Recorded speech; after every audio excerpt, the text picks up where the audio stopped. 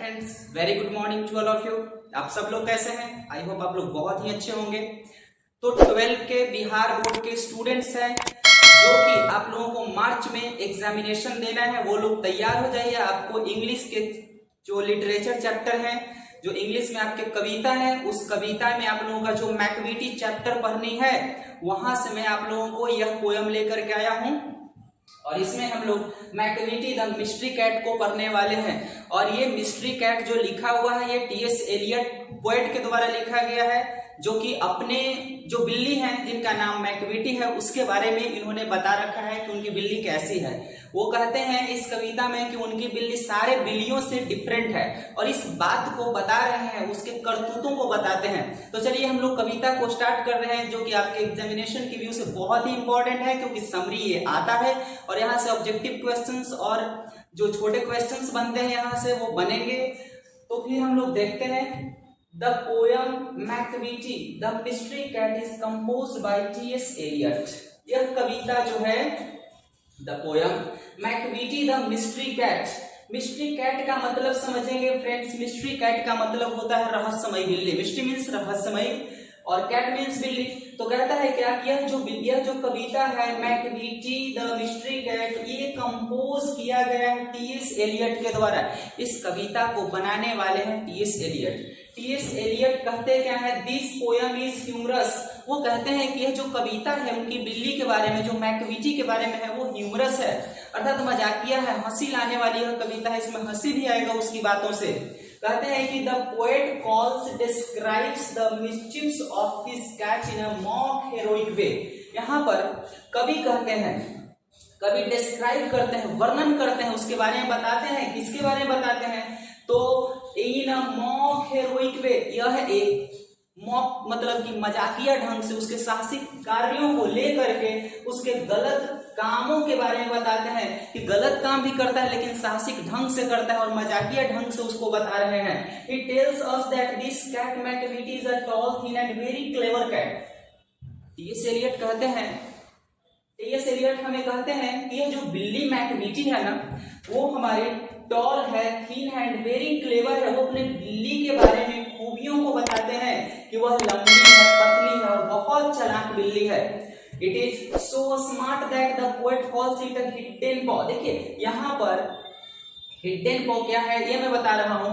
It is so smart, यह इतनी smart है कि कभी इसको हिडन पॉ कहते हैं। हिडन पॉ, हिडन का मतलब छुपा हुआ होता है, पॉ मीन्स पंजे होता है, और उसका नाम हिडन पॉ देते हैं। और हिडन पॉ का मतलब कि बिल्ली कैसे चलती है, वो अपने पंजों से, मतलब पंजों से अपने आप को बचा करके चलती है, आवाज नहीं निकलती है, और इसी की वजह से उसको हिडन पॉ नाम देते हैं।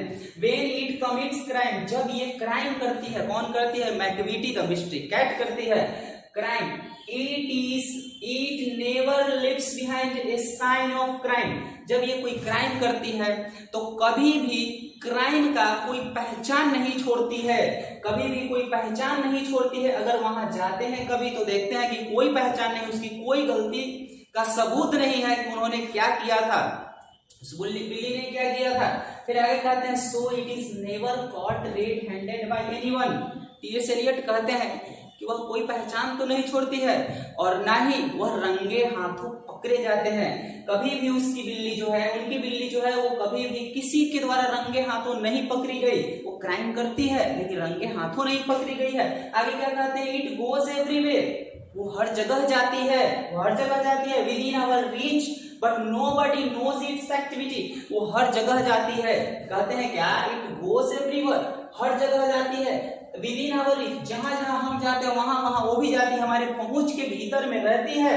But nobody knows its activity, लेकिन उसके कर्तव्य है, जो कार्य है, एक्टिविटी है, क्रियाकलाप है, उसको कोई नहीं पकड़ पाता है, उसको कोई नहीं जान पाता है, उसे कोई नहीं देख पाता है कि वो क्या क्या करती है उनकी बिल्ली मैकविटी। इट चीट्स पीपल, यह लोगों को धोखा देती है, लोगों को ठगती है। Wherever it tries to steal something, It cheats people wherever it tries to steal something। ये लाइन कुछ मिस्टेक है friends. It cheats people wherever it goes, wherever it goes। It tries to It cheats people, यह लोगों को ठगती है, लोगों को धोखा देती है। Wherever it goes, ये जहां भी जाती है, ये लाइन मिसिंग है, goes it मिसिंग है फ्रेंड्स। Wherever it goes, ये जहां भी जाती है, it tries to steal something, ये जहां भी जाती है वहां कुछ न कुछ चोरी करने के इरादे से जाती है, कुछ न कुछ चोरी करना ही चाहती है, वही कोशिश करती है कि हम चोरी करें कहीं से कहीं। It steals meat away from meat safe, यह मीट सेफ से मीट को चुरा कर भाग जाती है। हमारे जो टी.एस. एलियट हैं वो मैकविटी के बारे में कह रहे हैं कि ये मीट सेफ से मीट को चुरा करके भाग जाती है, मांस को चुरा लेती है। जिस अलमारी में मांस रखा होता है उस अलमारी से वो मांस को चुरा करके भाग जाती है, क्योंकि जहां जाती है वहां सिर्फ चुराने की ही कोशिश करती है। ड्रिंक्स मिल्क, दूध पी जाती है। रन्स अवे, और भाग जाती है, दूध पी जाती है और भाग जाती है। आगे देखते हैं, it is not suppose to be an ordinary criminal. कभी कहते हैं हमारे टी.एस. एलियट कहते हैं कि ये जो बिल्ली है ना, ये बहुत मतलब साधारण बिल्ली नहीं है, ये कोई साधारण क्रिमिनल नहीं है। ये बिल्ली जो है मैकविटी है, ये कोई साधारण बिल्ली, साधारण क्रिमिनल नहीं है, बल्कि ये साधारण क्रिमिनल नहीं है, but it is a master criminal. कहते हैं कि यह एक मास्टर क्रिमिनल है, बिल्कुल मास्टर क्रिमिनल है। मास्टर क्रिमिनल का मतलब कि वैसे क्रिमिनल नहीं, एकदम क्रिमिनल, पूरा माइंड उसका अच्छा हो गया, बेहतर हो गया इसमें। मतलब कि क्रिमिनल्स के भी जो क्रिमिनल होते हैं उसको मास्टर क्रिमिनल कहते हैं, क्रिमिनलों का हेड कहते हैं। But it is a master criminal which cheats both human laws as well as natural laws. वो कहते हैं क्या, ये हमारे ह्यूमन लॉज को ठगती तो है, लेकिन ये नेचुरल लॉज को भी ठगती है। इसका मतलब कहते हैं उसका भी उल्लंघन करती है, नेचुरल लॉज को भी उल्लंघन करते हैं और ह्यूमन लॉज को भी उल्लंघन करते हैं। इस लाइन का मतलब यही है दोनों का। It always commits a crime, यह हमेशा एक क्राइम करती है, ये क्राइम करती है, but nobody catches it, लेकिन इसे कोई पकड़ नहीं पाती है।